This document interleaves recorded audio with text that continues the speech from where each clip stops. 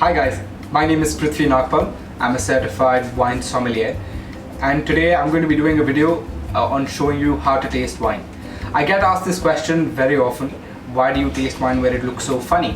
And I'm going to tell you why it looks funny and what's the reason behind it looking funny, or why do I taste wine the way I do.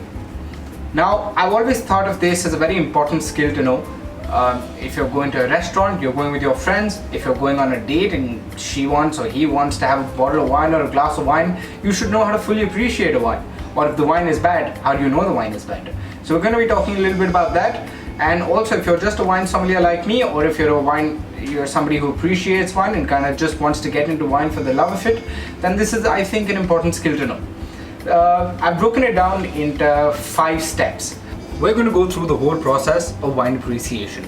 There are 5 S's that I've broken it down to. The first one is see. The second one, swirl. The third one is smell. The fourth, sip. And the fifth, the final one, is savoring the wine. The first thing you want to do is you want to see the wine. So you tilt it against a white surface, preferably a white surface, and it gives you an idea of the color. So here we can tell that this is a pale ruby color going towards deep, but it's a ruby colored wine. So this is an ideal color for a Merlot. Had this been a Cabernet Sauvignon or a Syrah, we would have expected the color to be a little darker. Darker, rubier, redder wines would always indicate, not always, but would essentially indicate that the wine is older, or that it has maybe been oaked, because oak also imparts a lot of color into the wine. So now that we can see that this is a light ruby color, which gives you an idea that this may be from a cooler climate. Another reason why you want to check and see the wine is to see if any cork fragments of this may have fallen into the wine. While I look at this, it seems to be a clear wine, so there are no fragments in it, so it's safe to drink otherwise. Step 2 is swirling the wine. It looks really cool, but there's a big reason as to why you want to swirl the wine. What swirling does is it breaks the surface tension and gets oxygen down into the wine, which kind of releases the bouquet of aromas and everything. So that's why it's super important to do. So the third S is to smell the wine. It's a pretty important one, because 90% of what you taste, you smell. So here's what you want to do when you are smelling a wine. You want to go from big to small. Think of the primary characteristics. Break it down into 3 categories. Break it down into primary, secondary, and tertiary. Primary characteristics are the ones which are fruit or floral. So think of that. Think of red fruits, think of black fruits, think of blue fruits when you're tasting a red wine. Think of floral aromas that you can get. And then think of secondary characteristics. Secondary characteristics are kind of smells that you get from winemaking techniques or perhaps oaking. So winemaking techniques would give you smells like butter, bread, toastiness. Oak would give you smells like vanilla, coconut, sweet spices. Next we come to tertiary characteristics or tertiary aromas, and these are mostly savory, and they're a little difficult to find, but you'll find them for sure. These are baked spices, sultanas, prunes. You're going to get a lot of bottle aging characteristics as well, because the wine spends a little time in the bottle.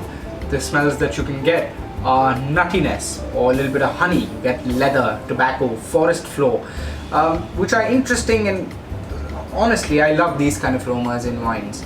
So these are the characteristics that you can get. However, how do you know if a wine has gone bad? What are the kind of smells that you need to watch out for, look out for, or that's when you know that you need to send that bottle back. If you get smells like nail polish, you get smells of wet cardboard, some even say wet dog. If you get a smell of perhaps horse manure, barnyard smell, these are smells that you need to kind of stay wary of, and that's when you know that a wine has gone bad. Now there are many scientific reasons as to why these kind of smells come, but we don't want to get into that. Even smokiness. If you get too much smokiness in your wine, or if it smells a little bit like vinegar, it's time to say bye-bye to the wine. Now, even though I've given you a broad category of smells that you can get, wine smelling is very, very personal.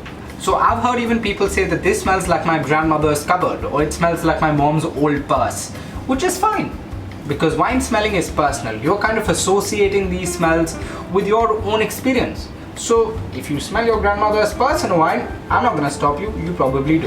The fourth step is to sip. taste basically, but we'd like to say sip.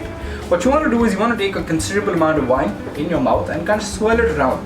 You want to get a good chunk of wine in your mouth and swirl it around, because what that does is it kind of opens the wine up. What you want to do is you want to take a little bit chunk of the wine and you want to toss it around your mouth.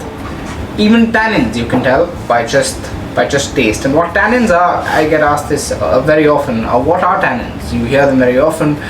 Tannins are basically the coarseness.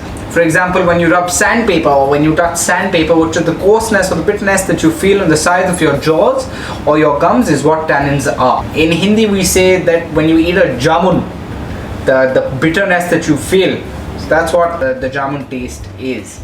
You gotta aspirate the wine. You gotta take it in your mouth and draw air over it. It draws the air through the retronasal cavity and it increases the aromatic perception of the wine. So you're literally getting all of the aromas that you would smell and even a little more because of doing this process. And what that is that you're doing this.